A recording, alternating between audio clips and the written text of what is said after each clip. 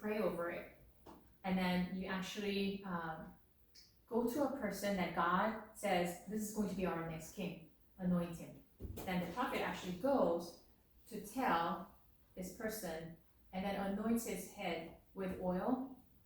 At that time, with that oil, God's spirit comes upon that person, and that's what happened to David. And he was established as a king. But this is when he was a shepherd boy. And he had many brothers, older brothers, and Prophet Nathan came, and he was looking for this future king. And when he came in, he said, Jesse was his father, Jesse, gather all your sons, because in that culture, only the sons could be a king. Gather all your sons, because God is saying that I'm going to pick a person and anoint that person to be the king. And so he calls in all the brothers of David, and his big brothers. They're tall, good-looking, well-built, smart, strong, charismatic. And so, especially the first son, Eliab, looked really great. He looked like somebody. You know, when we watch a TV, you know, like say TED show, you know, TED Talk, we oftentimes see people who look good, right? Who look like they have it all together, and they are very eloquent with their lips, right? So Eliab was like that. And so Prophet Samuel actually went, and he saw this man, and was like, oh, surely this is the next king. And so he approached him, thinking that he was going to anoint him, but then God stopped Samuel. He's not the one. I don't look at the appearance.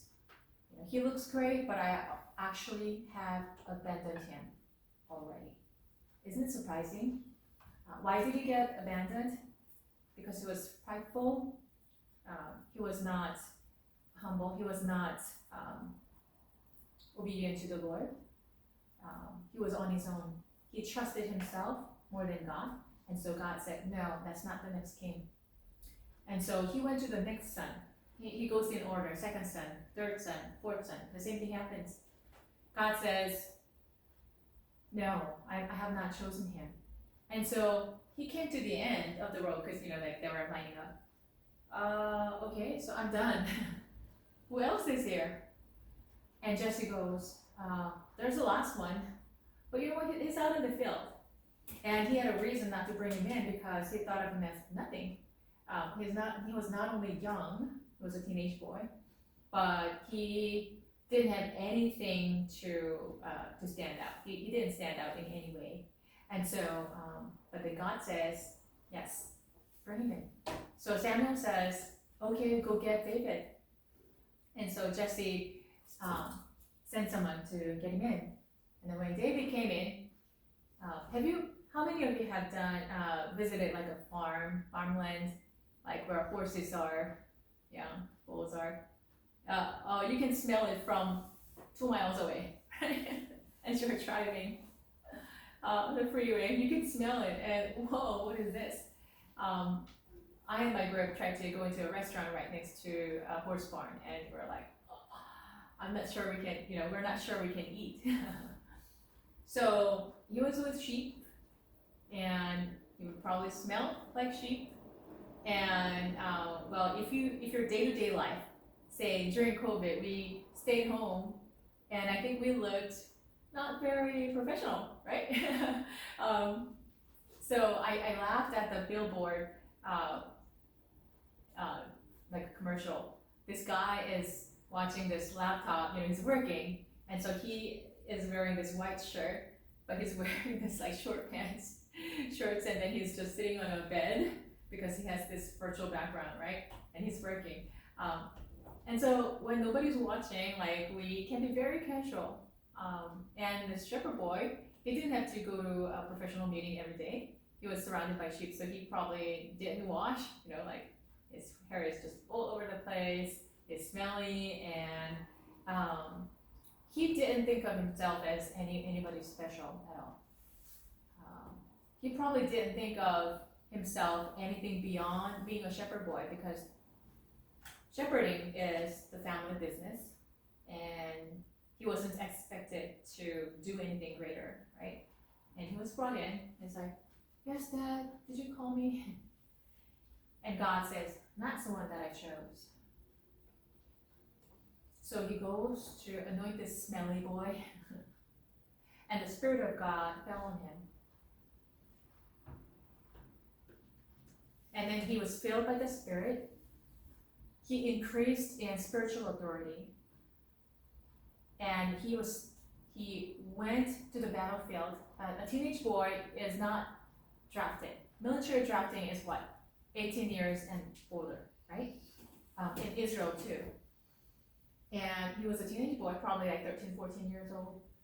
And so he was filled by the Spirit, but he did not become a king right away.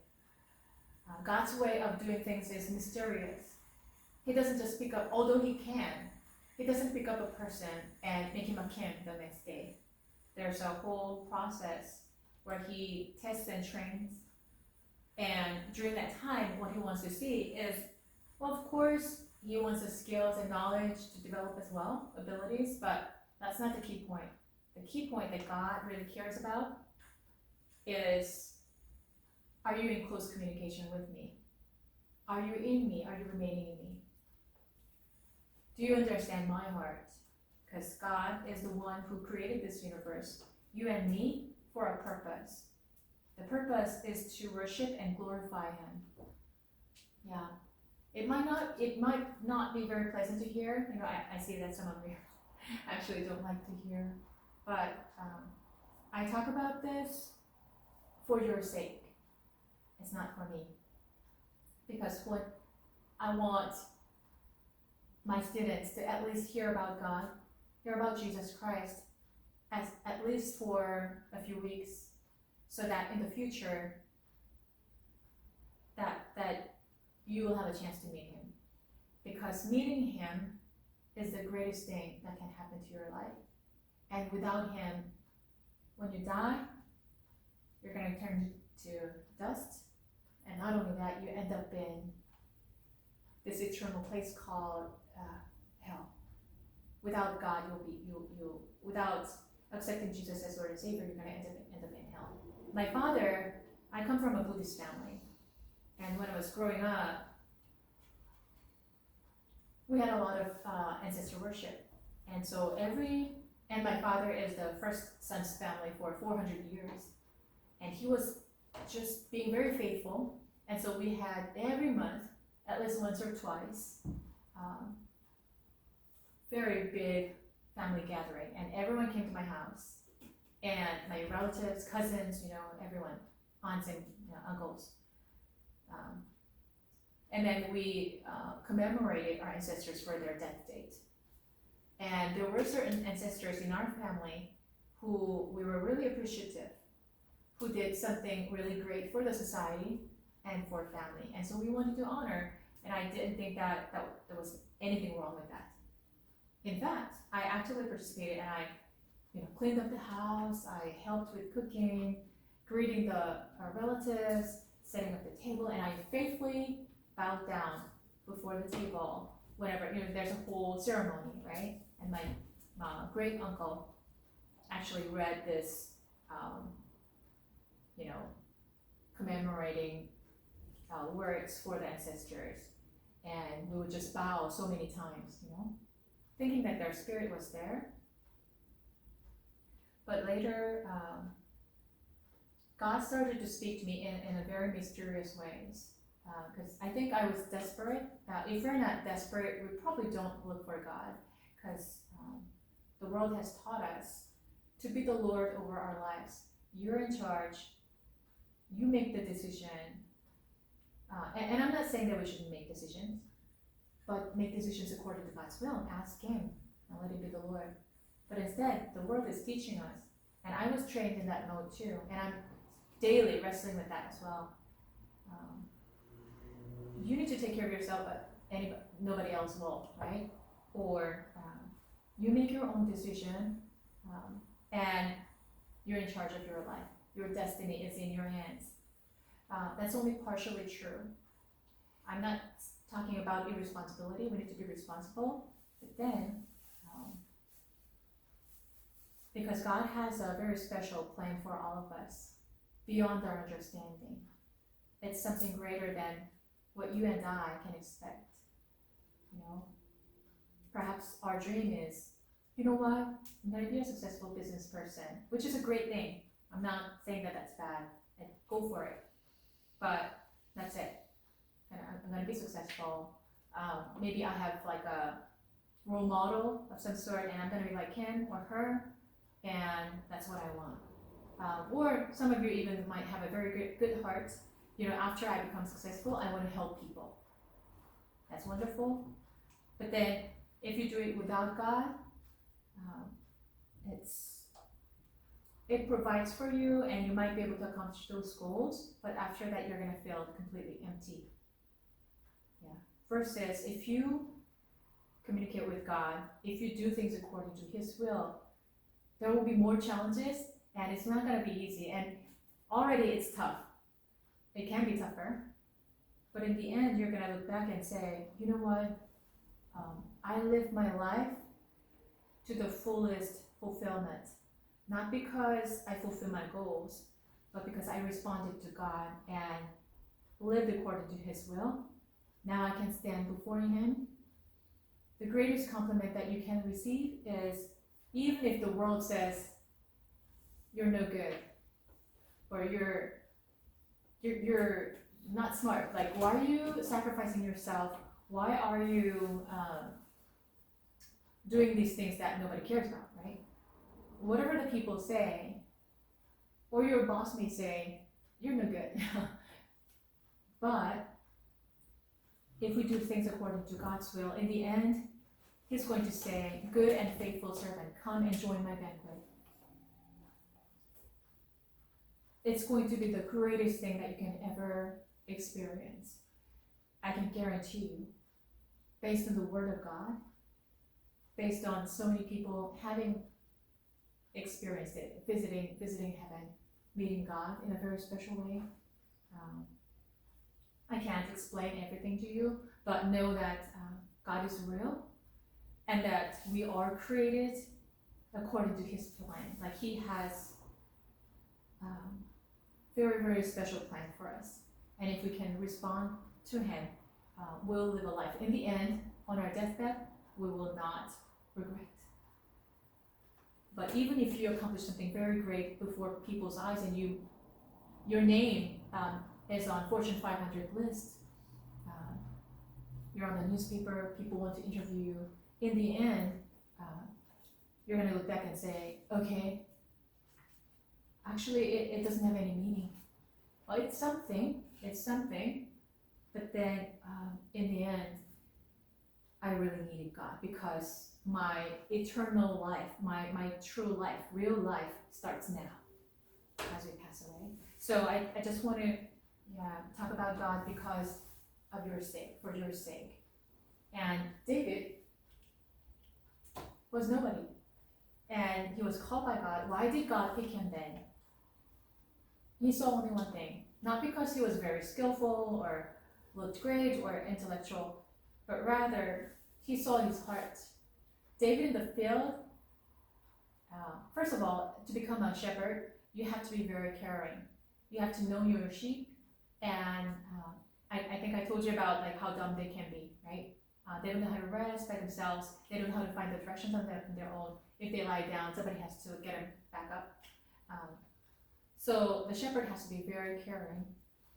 And also, there are times when the other animals came, like the bear or lions come to snatch away the sheep. And when that happens, David later testifies. If you read through 1st and 2nd Samuel, you will be able to see that. He went after his sheep, risking his life. And at that time, when a bear comes or a lion comes, you better hide. You better not chase after them. But he did because out of his love for his sheep. And while he was doing that, he called on God's name. God, help me. And God always surrounded him with angels, and he was able to snatch get the sheep out of their paws or their mouths. And he didn't die from that experience. And so time after time, he connected with God, he sought God, and he was helped by God. So he was very close to God, and that's the only reason God chose him. And once God chose him, because David had God's heart, God has a plan for this universe. God has a plan for this earth. And we sometimes have questions, I understand. Why are there like wars and famines and disasters, right? We don't know everything. We cannot comprehend everything about God. We're limited. However, his heart is good, and he has a wonderful plan for us and for the universe. And so he wants people who have the same heart as him, and David was that. And so he picked him, and once he picked him as his king, he started training him for wisdom, for obedience, to make him pure. And then when the time came, he rose to be a king. And he was able to accomplish great things because he had God's heart. He was always taking care of the poor, the needy, the weak, while at the same time, he did everything in order to turn the hearts of the people back to God, because people were just all over the place. They were busy. Back in those days, people were busy. Their hearts were far away from God. And so as a king, he gathered people, reminded them that he is the Lord, that we need to align with his will, that we need to live according to his will. And so people really changed during his time, more so when he was passing the baton to his son Solomon. And that shepherd boy is humble throughout his life, even after he becomes a king. He knows who he is before God, and he always worships God in humility.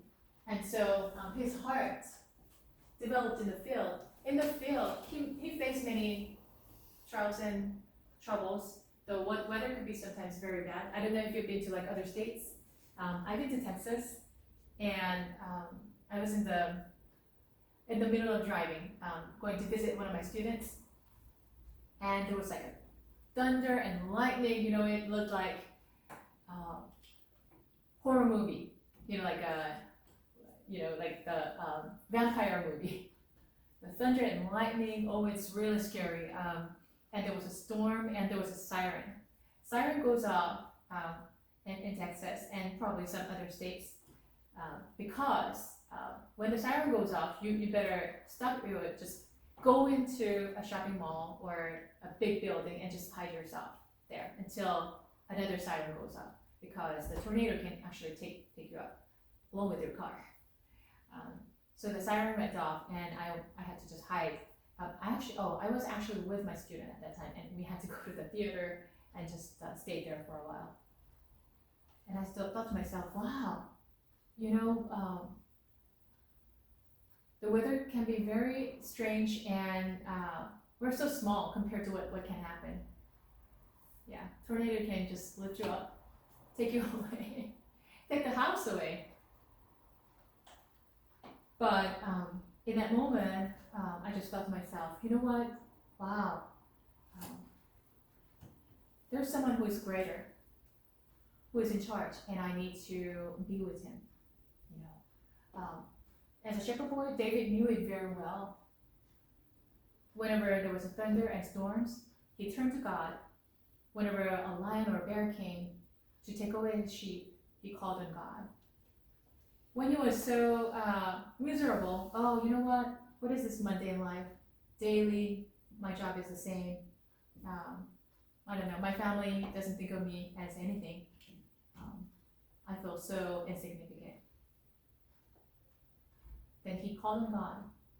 God, I love you. Do you love me? And God responded to him with songs of love, reminded him daily, yes, I am your shepherd. You as a shepherd, you care about your sheep. You know my heart. I'm your shepherd. and you feel insignificant, well, people call you insignificant. I call you important simply because you love me, simply because you have my heart. And you know what? Don't worry about your future because I have your future in my hands.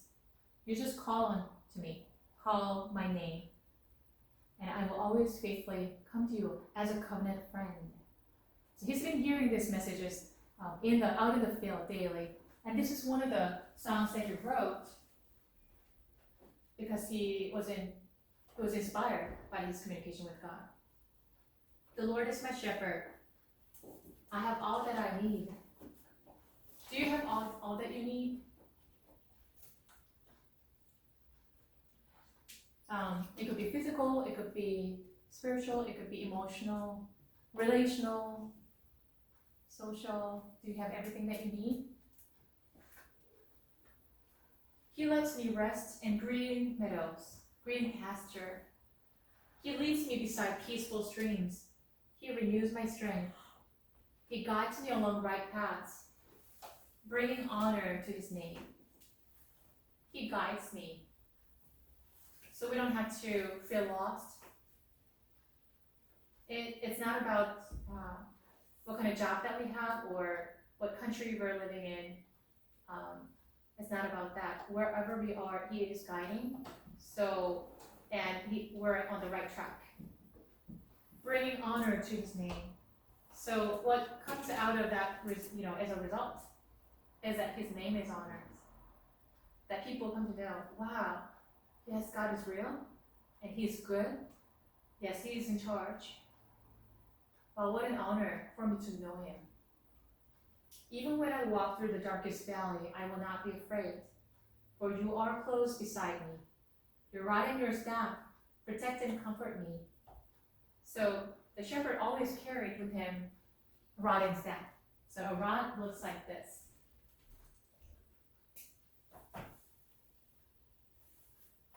And a staff. Oh, okay, none of them are working very well. Okay.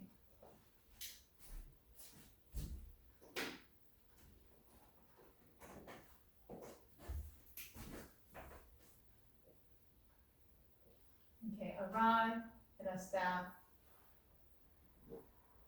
So a rod, the sheep are many, and then because they're kind of dumb, they tend to go astray, and the little ones get lost in the bushes, right? And so whenever a shepherd actually sees someone going astray, he's going to use the staff to get that one into the crowd, right? Come on, you're not supposed to go that way. And then he uses his rod for, to guide them again. Hey, come on, let's go here, let's go there. And then rod is used to drive out any of the animals that come in the way to protect them. So his hands are there to protect the sheep, and God is a shepherd who cares about you and me. He guides and protects. You prepare a feast for me in the presence of my enemies. What does that mean? So David, when he was filled by the Spirit, he was anointed, he was filled by the Spirit, he went to the battlefield. Out there, his older brothers were in the battle zone because they were old enough and they were strong enough. And so there are Philistines, great army who are very good at fighting, and they were just professional fighters for a long time. They were well trained. Versus the Israelites, they were just regular citizens. And his brothers are out there because it's a military draft. It's a mandatory thing, just like Korea. And so they got drafted into the military. They're in the war zone. Pretty much like Ukraine right now, right? And Gaza, right? And so David, as a little boy, because although he was anointed and filled by the Spirit, and he's anointed as a king, nothing looks different. And the family still despised him, right? So Father sends him out. Okay, your brothers are out there, so go visit them. How many of you have visited your own brothers like when you were a little, well, not when you were little, when they were in the military? None of you? So family members actually visited the military, right? They're in training. So that's what they did. Bring your cheese and your bread and give your brothers this, and then ask them how they are doing and bring the news back. So he went out to the field, and his brother said immediately, "Why are you here, David? You came to watch the fight, watch the battle? Go back home." Especially Eliab, he was mistreating him. But you know, although it was a little errand that he was running, actually he was being used by God. God inspired him. Just count on me. There was a great general called Goliath. He was a giant person. He looked greater than a basketball player. He was so big and tall, and he was so mighty. His sword was like 80 pounds. 80 pounds. Some kids weigh 80 pounds, right? Some people weigh 80 pounds, but his sword was 80 pounds, and his armor was so thick and so strong. And he was a warrior from early on. When he was little, he was still a warrior. So then everyone was afraid. So in the past, they didn't use like missiles, anything like that. It was an ancient fight. So the enemy will line up, our troop will line up, and they come close to each other. They sometimes send a representative. Their representative was Goliath, and he was shouting, "Hey, Israelites, you say that you have God? Who's out there to fight with me? You're all scared. Like, your God is nothing good." Like, he was just he was just cussing. He was cursing Israelite God, and so, or God of the universe, right? And people were so afraid because so many people have been killed by him, and people were just afraid. And when he was just out there, people's hearts were just melt. So, but then David went to the King Saul. "King, I'm a little boy, but God is telling me I can go out and fight against this giant Goliath." And King Saul goes like, "What? Don't do that. Like, don't kill yourself. He's a great man. We don't have anybody who is strong enough to face him. And you, as a teenage boy, you're gonna go out. Like, don't do it. Don't add to your parents' sorrow. You're gonna be killed." But he goes, "No, I was out in the field taking care of my sheep. And there were times when the bears and lions actually came to snatch away my sheep. And I went after them, and God's Spirit filled me. He surrounded me with angels. I always got my sheep back. If that God is the same God that I have today, I'm going to go against Goliath, and you'll see the great work of God today." And so King Saul's heart was really touched. "Okay, if you say so, then you know what? You're so brave. I will give you my armor and my helmet. Go with this."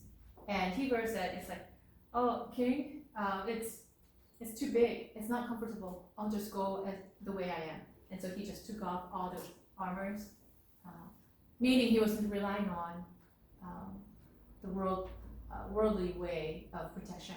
He went without the armor, but with a slingstone. He was very good at slingshot. Like, you have pebbles right here, and then have you ever seen something like this? And then there's a little string there, and so if you put a stone, and then you actually would do this, right? And then let it go, then the stone goes off to like catch the bird, or So that was used for that, and David was good at that. And so he comes with a slingstone, and and so then Goliath, from a distance, he's like, "Okay, you're only a boy, and you come not with a sword." I have a sword. Do you see that? and you would come with a sling stone, what, do you think I'm a dog? I'm gonna cut your head up right now. But what he said is this, David said, you come with sword and spear, but I come in the name of Jehovah. I come with the name of the Lord. And he actually ran toward him and lets go of his slingshot. And this smooth stone, because God's power was with it, it actually hit the Goliath's head, and he falls down on the ground. And how can that happen, right? It's because of the angels of God. He fell down, and David actually took his sword up and cut his head off, and brought back the head of Goliath to the Israelites' camp, presented it before King Saul. And the entire Philistine camp was so disturbed, they just ran away because their greatest commander is dead now. So that's the story behind. And it all came from his daily, regular experience with God. You prepare a feast for me in the presence of my enemies. So when the enemies are right there, they lined up, they've got swords and spear, and they can just kill you right away. And they're running after you, actually. But you know what? God is holding the line. He's invisible, but he's holding the line. And he is like, okay, you know what? I'm going to bring a great reversal. You see that you feel like you're going to be victimized. But you know what? I'm actually protecting you. And I'm going to reverse the situation. You're going to win the war if you call on my name.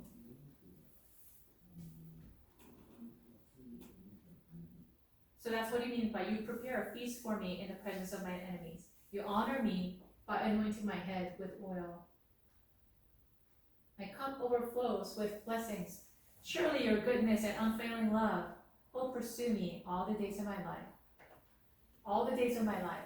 So part of the reason he was humble back in those days when he was a shepherd boy, and part of the reason he was humble when he became a king, is because he knew himself before God. I'm the same little guy before you. Although I became a king, that means nothing before you. You can make somebody a king. You can take down their throne. I know that things are in your hands, and so your goodness and unfailing love will pursue me all the days of my life, and I will live in the house of the Lord forever. I choose to be with you no matter what. I choose to worship you no matter what. Good in good situations, in bad situations. When I become a king, when I am a shepherd boy, it doesn't matter. I will remain in your house for the rest of my life. Stories are not with like long-standing structure in systemic inequalities. Racism and discrimination continuously enrollment for Medicaid and the Children's Health Insurance Program may reserve program within disparities and equity standpoint, including the nation's overall health and economic prosperity. So what is disparity? What is disparity?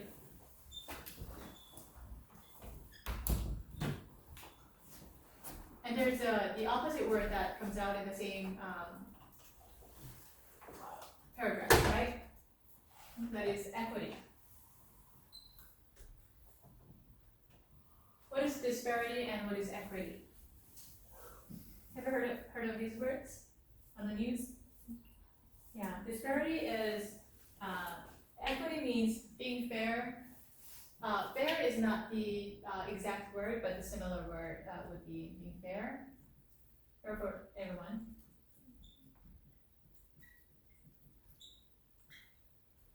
Yeah. So, equity is not about, okay, so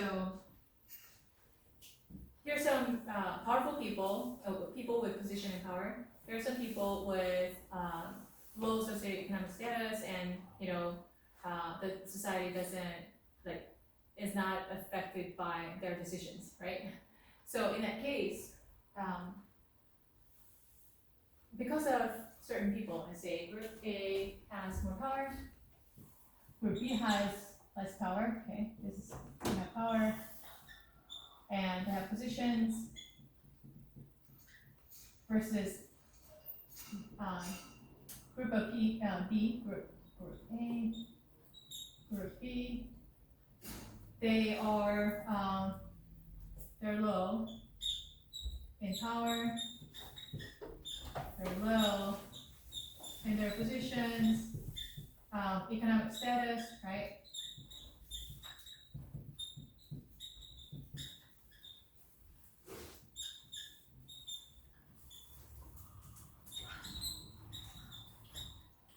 So in this situation,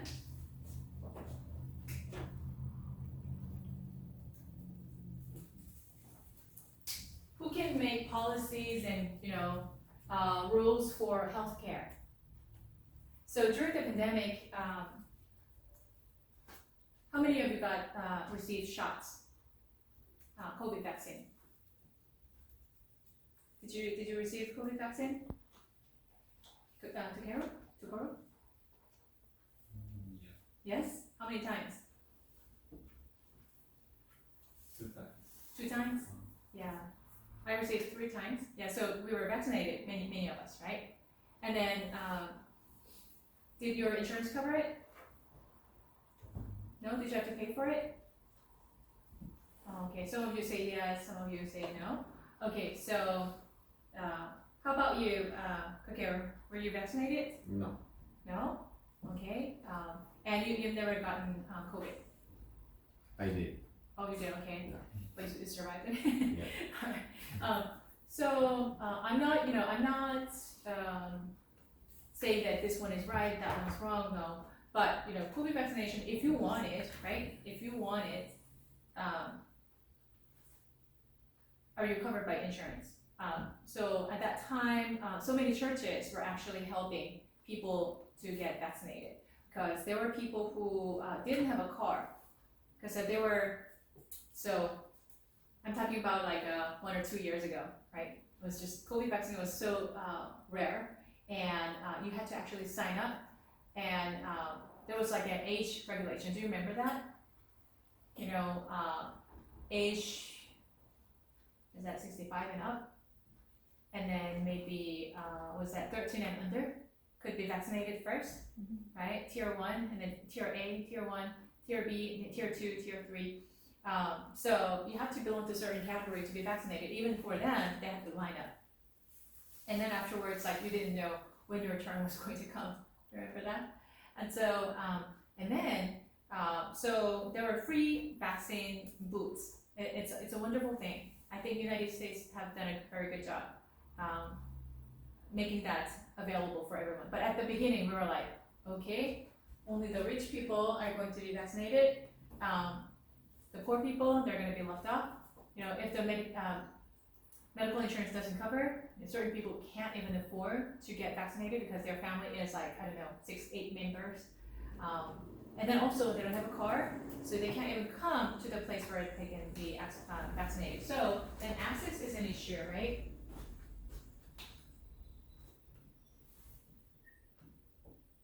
Because you don't have a car, you can't access certain benefits, even if it's offered. So then churches actually really try to help. They allowed, because churches are everywhere, right? They communicated with the government. They allowed the booths to be established in their background or like a parking lot, and they actually sent their church people to pick up community people to bring them to church to get vaccinated. So that we're talking about helping with the resources and access. So resources should come first, right?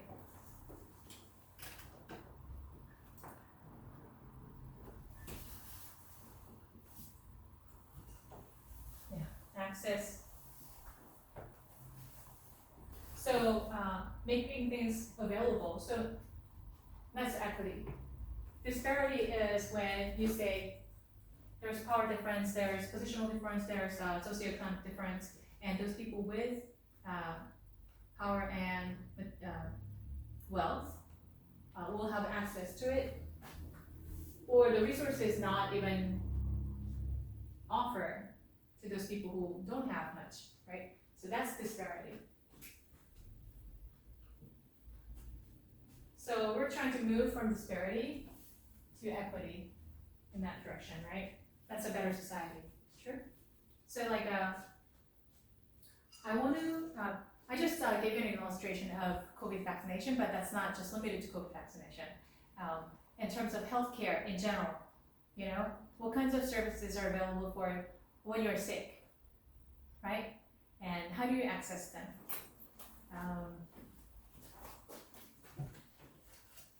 Yeah, so Roman numeral B, Kakeru, can you please read for us? Oh no, you actually read. Carrie, can you read for us? What are health and healthcare disparities? Refer to differences in health and healthcare between groups that stem from broader inequities. There are multiple definitions of health disparities. A particular type of health difference that is linked with social, economic, and/or environmental disadvantage. Preventable differences in the burden, disease, injury, violence, or in opportunities to achieve optimal health experienced by socially disadvantaged racial, ethnic, and other population groups and communities. The Centers for Disease Control and Prevention. Differences between groups in health insurance coverage, affordability, access to and use of care, and quality of care. Yeah, it's up there. So the reason we're talking about healthcare is because, I mean, this is an anthropology class, and how come we're talking about healthcare?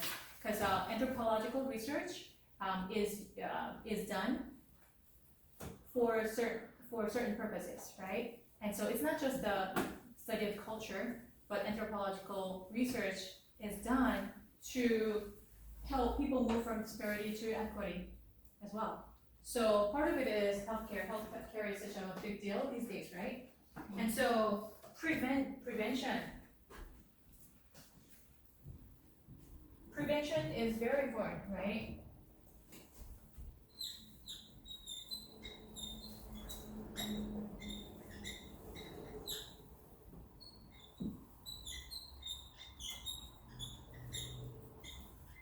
Prevention versus intervention. What is prevention? So in a situation,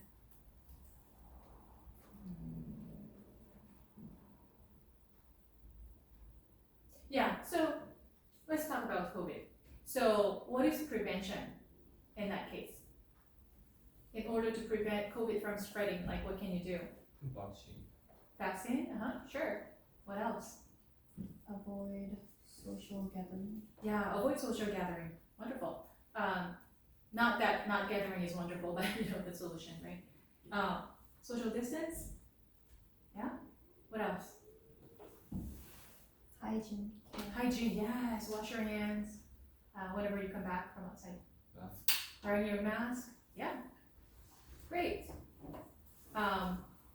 What else? If your family got COVID, what else can we do? Self-isolation. Isolation, yeah, that's part of prevention too, right? Okay, and then what would be an intervention?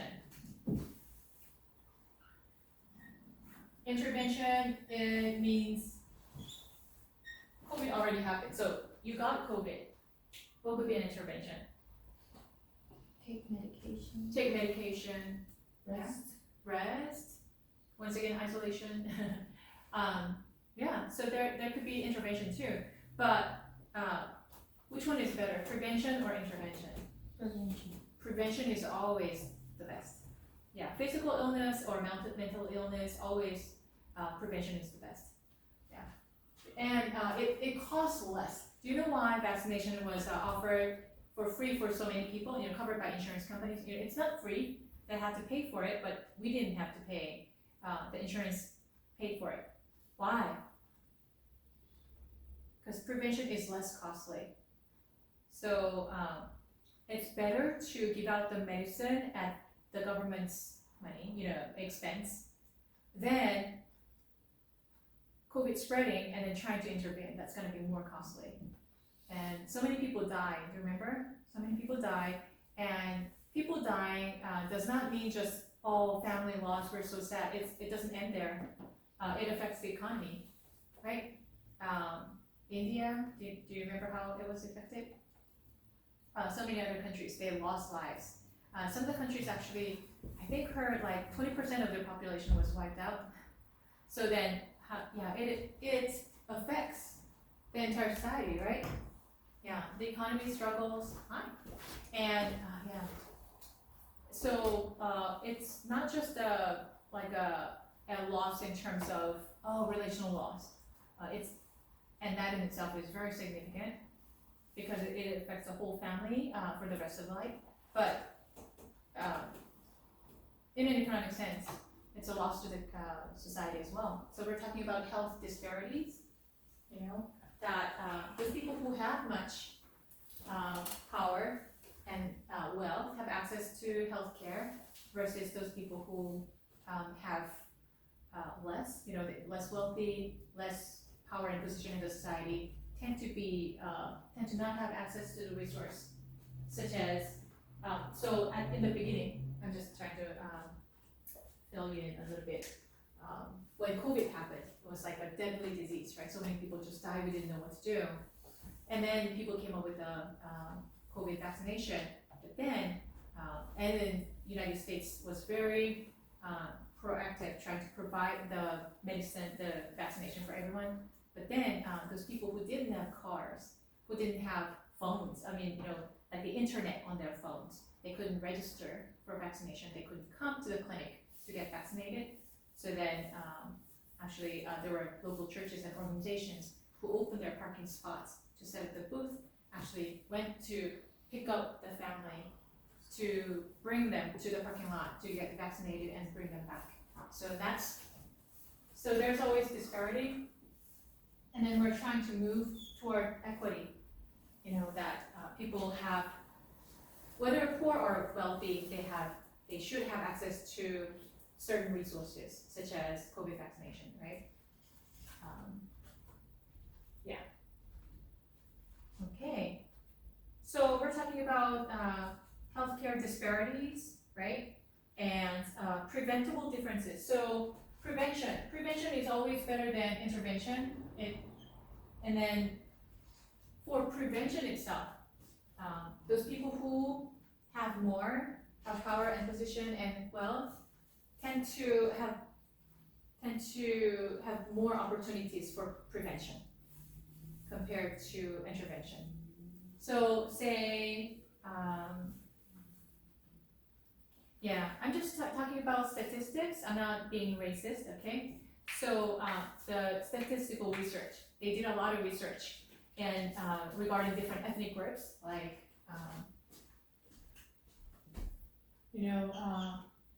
blacks, Latinos,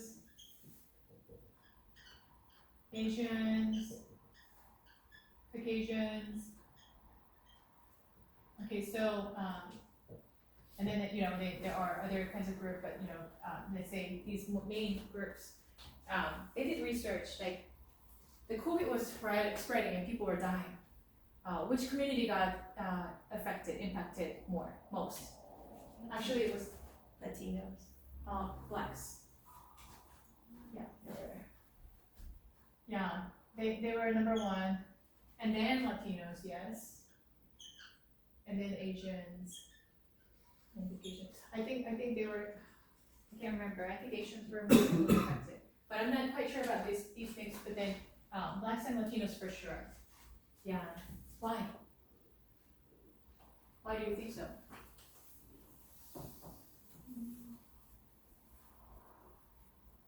Genetics? You would think so, but actually genetic difference is not as significant as other factors. So you talked about washing your hands for prevention, wearing masks, right?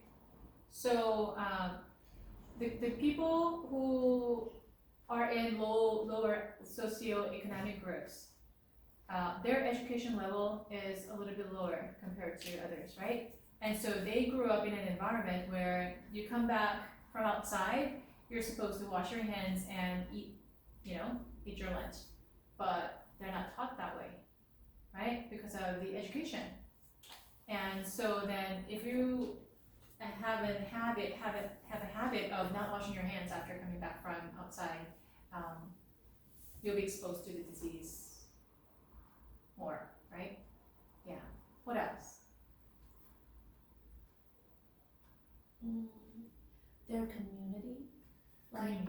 Yes, let's say Latinos are like their culture is more about like family based. So a lot of Latino they have support group, but as well as Asian group and also Caucasian. But Black people they're more individual. They're more like independent.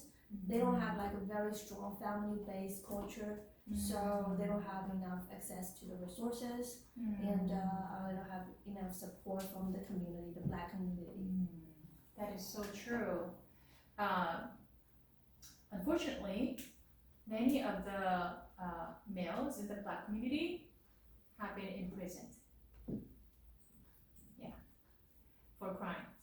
So then what happens to the family if you don't have the dad? Dads are into prison. What happens to the family? You struggle financially. When you're raising your kids, especially in this country, you have to give them a ride everywhere, to school, to wherever, and dad is not there, then all the burdens are on mom. So single moms have to be working, say, 2 jobs, and then at the same time trying to take care of the children, so they're constantly struggling, right? So then they're less capable, they don't have as much time and as much resources to have access to, COVID vaccination or for education. So like the vicious cycle actually perpetuates, because you're not educated, you don't have access to certain things, or because you're not educated, you don't know how to do prevention. And so then you're more exposed to the disease, right? Yeah. And what you're saying is true. When there's a less strong of a community, you lack the support. Someone giving you a ride, yeah, or someone letting you know, like, oh, there's such and such resource. Why don't you go check it out? That's not available, right? Okay. Yeah,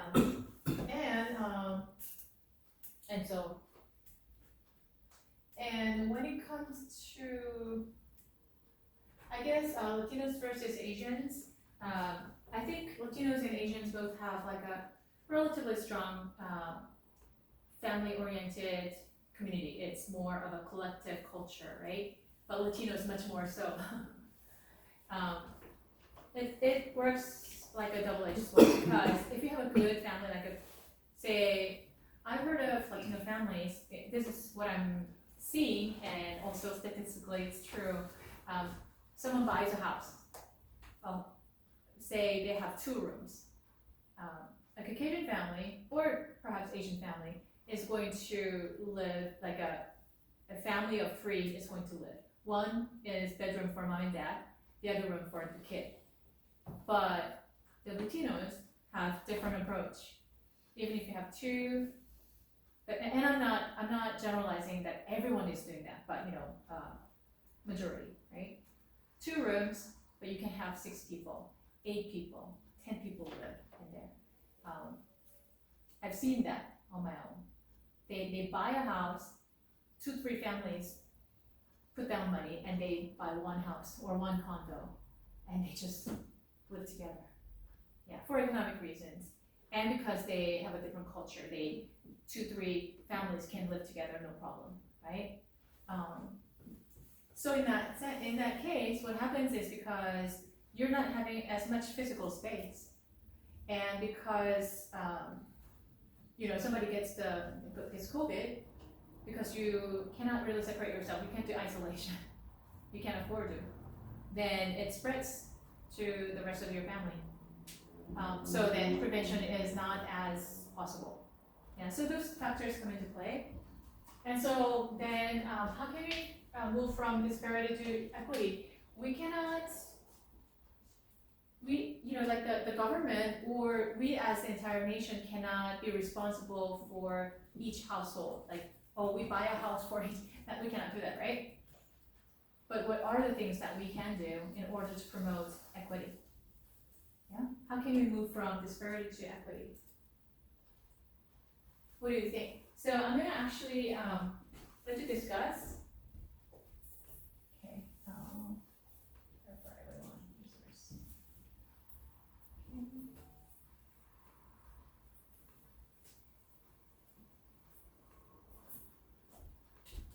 I'm gonna throw questions for you. Number one, Melanie is blank. Discussion.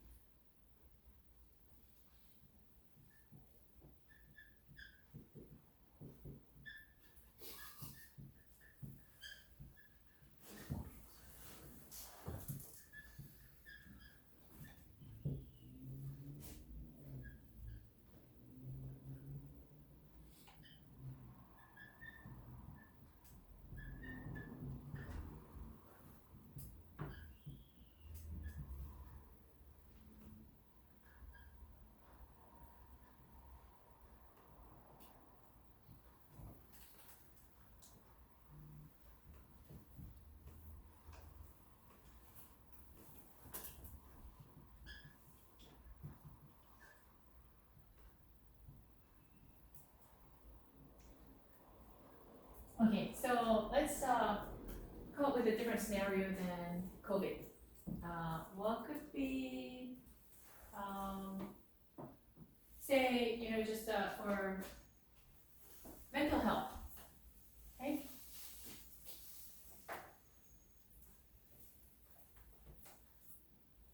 Let's give a context as mental health. So these days, a lot of people, I don't know why, and we're trying to figure out.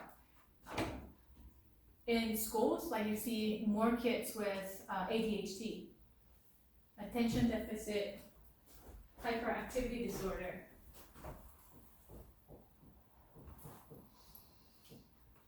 Okay, and then more depression, right?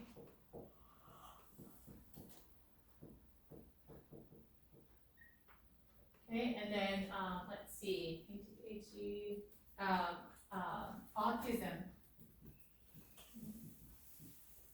right? What else? Relational difficulties, relational issues, relational stress. Okay, so well, there are many more. So there are mental illnesses or mental conditions. Say, schizophrenia, it's more severe, right? Let's see, other kinds of schizophrenia. It could be dementia. This is not necessarily like mentally wrong, but dementia as as you get older, certain people develop dementia, right? So in these cases, how can you, so what are some of the healthcare disparities you see among the ethnic groups? We talked about these groups. And then what are some of the disadvantages you see in your own group? And then what are some of the ways we can promote equity?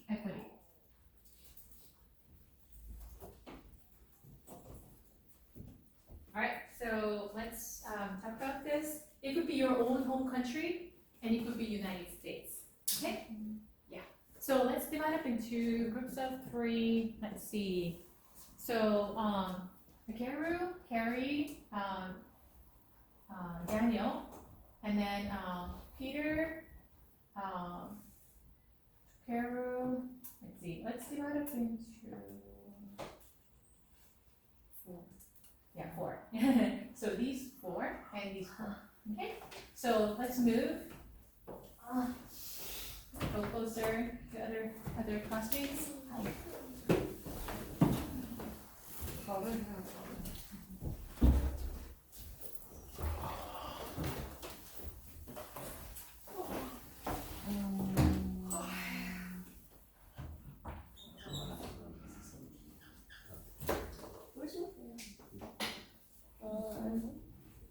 right. So Disparities, it's Here. close meaning is a discrimination. How you're treated differently.